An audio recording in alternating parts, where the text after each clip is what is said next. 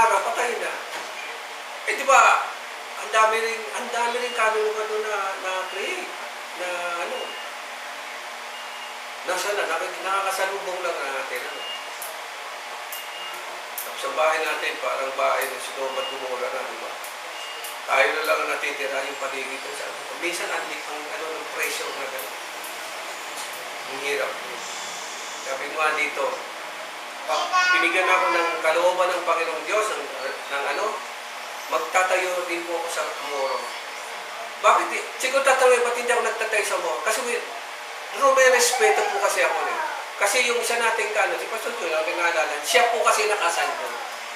Hindi po ako nag-iimasok to ng respeto. Ngayon wala na siya, sabi ko nga, dumating yung time, magano na rin ako. Although marami din doon mga fellowship. Kailangan sabi nga nila sa sabi nung isang pastor doon, puti ka pa. Nire-respeto ka nila. Tawag sa, kasi sa akin doon, pastor, sa Morong, samantalang sila doon, ang tagal-tagal nilang pastor, hindi pa rin sila tinatawag. Ganun naman. Kaya ko question, kung nga naman, nasa una pa sila, matatandaan. Hindi lang sila ginagalang. Sabi, bakit nga kaya? Buti ka pa, alam nila, pastor ka, tinatawag ako ako. Tagal-tagal ko na rito eh. Talagang true to life yun na, sabi ko, bakit nga, siguro. Pero hindi ko sila dinidiscount. Ang dami ko pong doon, kakilalang pastor. Eh kasi naman, nakikita ko sila, para naman silang mga artistang, mga susuplado naman kasi. Hindi nang babate. Kahit hindi mo yung membro, kahit kapitbahay mo, batiin mo naman. Ano naman yung good morning, yung ganito, gano'n. Yun nung lang nakita ko kulang sa kanila. O siguro nga, hindi talaga ako taga-roon. Siyempre, nakikisama ka. At in return, gano'n. At ito mga kapatid, dito ka muna tatapusin dahil medyo mahaba nga nito. Tandaan nyo na lang yung salita. Inihahanda lang tayo sa paglilingkod. Siyang araw, si Sister Mystic ay magiging pastora ng Yamaha Philippines Incorporated. And pastor, palagay ko mga pastor ka. Ay maganda, hindi siya walang mundo. Hindi siya mga.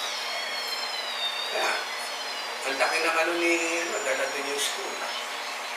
Pero marami din born again doon no? Marami din. Maaaring sila ikinagaganap, o maaaring sila ikinatitisura. Mabigat. Eteng, di ba? Pastor Eteng ng mga riders group. Bakit sino makakala? Kung gano'n mangyari, ay hindi ko alam. Kasi depende yun sa ng Panginoon ko sa maturity. Amen. At ako sa kasalukuyan ay napapakamot na lamang ng mundo. Dumadami po ang aking mga responsibilidad sa amin. Kinausap na naman ako ng barangay captain. Hindi nila ako kumikip. Sabi ko rito, ano sa palagay mo? Pag ako'y sinabihin ako mandidato ng mandidato ng una na Kagawa. Sabi ito, naku po! Susunod din ko siya. Baka mamaya mayor. Sabi ko. Minsan hindi yan pumasok sa isip. Kasi ang politika ay hindi yan kasama sa ng Panginoon. Pero yung iba namang pastor, mandidato, mo talo eh. Sayang eh. Paglilingkod lang po tayo sa Panginoon. At kaya nga, araw ito ng prayer. Amen? Araw ito ng prayer.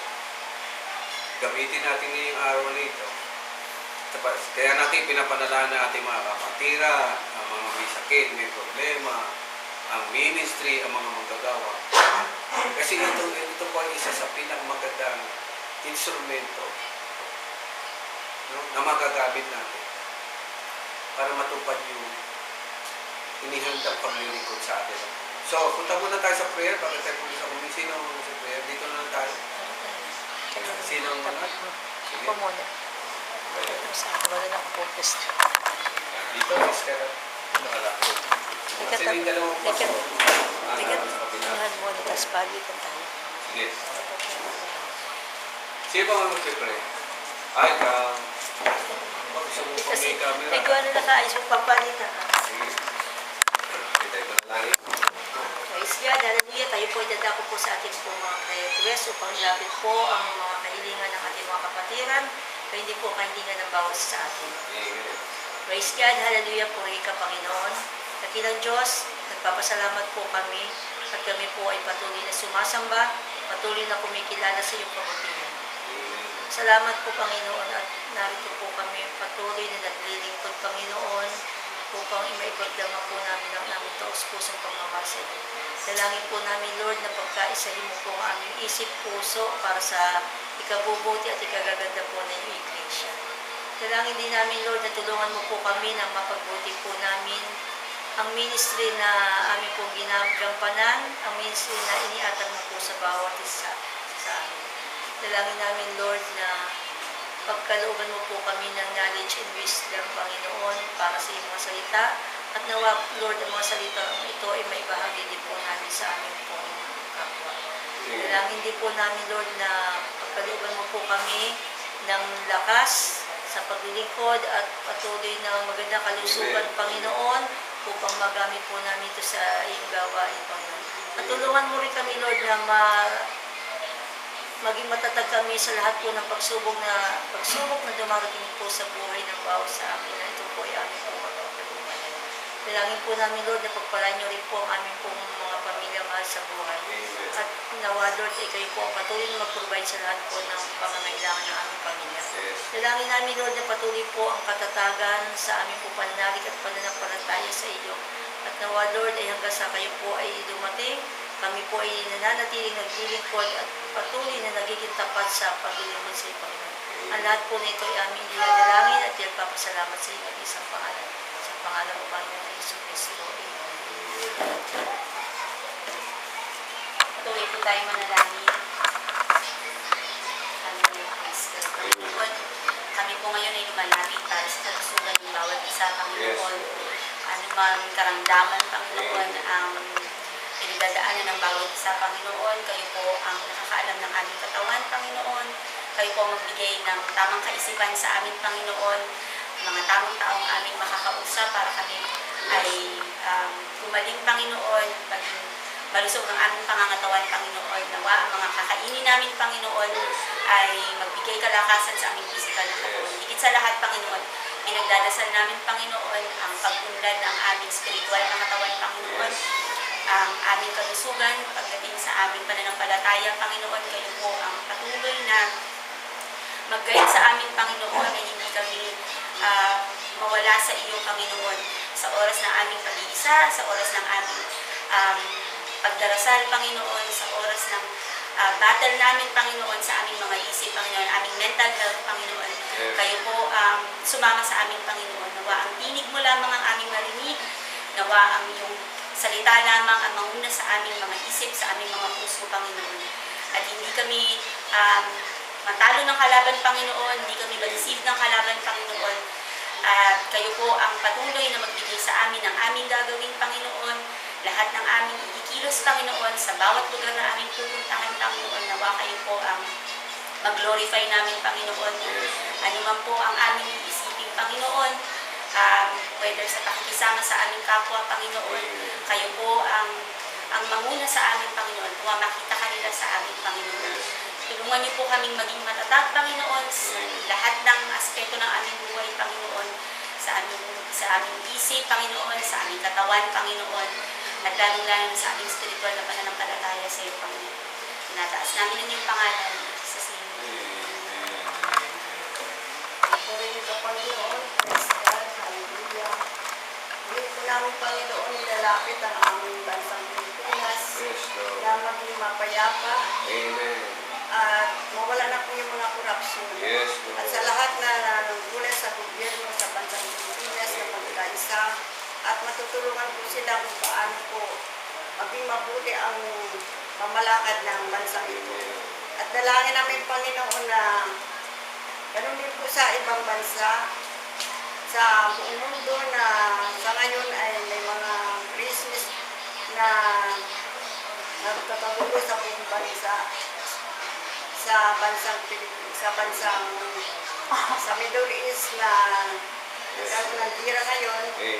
Sana, Panginoon, ay sa iyo na namin nilalapit ang lahat na magkaisa sila, na magkaayos para tigil na po yung mga sigalot kung ano man ang kanilang mga na nangyayari sa buong mundo ngayon. At dalangin namin, Panginoon, na yung bansang Israel at saka bansang Iran, kasama na po yung Amerika na nagkagulo ngayon. Sana, Panginoon, ikaw ang kumilos sa bawat isa. Panginoon, sana lahat na nangyukulan sa kanila na sasakupan ng gobyerno na matigil na po ang kaguluhan dahil nga sa nagkaroon ng mamahalin na mga bilihin ngayon dahil nasa ulo. At nilalapit namin sa iyong Panginoon ang lahat dahil ikaw lamang ang nag-isang Diyos na makapangyarihan sa lahat ng mga alam natin bagay. Nakabatid lahat ng bawat puso ng tao, Panginoon. At ang mga hindi pa nakakilala sa iyong Panginoon, sana makakilala na po sila at makaalam din po sila ng katotohanan. Upang magkaroon po ng katahimikan ang mga bansang nagkagulo ngayon at sa iyong namin nagkatiwala. O ang aming samot dalangin, pinasalamatan ang lahat sa nag-isa mong pangalan, Panginoon. Ikaw, Diyos, ang pagbuhay po ng God sa Sofisya Ministry, sama-sama nagpupuso sa upagang ito, mga kasalitan ng Panginoon. Nagpapasalamat kami, Lord, sa lahat ng pagkakamuna sa aming mga pastor, sa mga assistant pastors, ng mga nalagay po sa amin, Lord. Tumadalahan kami, Panginoon, itong pag-away sa kanila, pagnatanong po sila, Panginoon, at kasi ng inyong pangalanan sa kanilang ng Espiritu. Upang kami po mapahayagan ng inyong salita, mga kamalagan po ng Diyos. Sa lahat ng mga member, dalangin ko, Panginoon, ang malagot ko sa kanila sa kanilang mga trabaho, sa mga kabataan pa sa kanilang mga pagkaran, lahat po ng Panginoon, sa ilang mga maaga sa aming kaundan, sa Espiritu House, magkasakasal sa Panginoon. Kapasama ko sa lahat ng provision pa sa aming Panginoon, at tumadalangin kami, Lord, na ako mo kong pangalagaan, ako mo kong mahayaan, kami po ay magkawatak-watak Panginoon, kaya ko lang nasa sanlibutan ko. Tumadalangin kayo, Panginoon, na ako mo kong gagabayan sa inyo pong paghahawag sa amin, ang iyong pagpapakawan, ang iyong pong pa sa amin lahat, sa aming kalusugan, sa aming pangatuwa, sa pag-isas ko po, Panginoon. Salamat po sa ating po, Jesus name. Kahit umabot sa communion,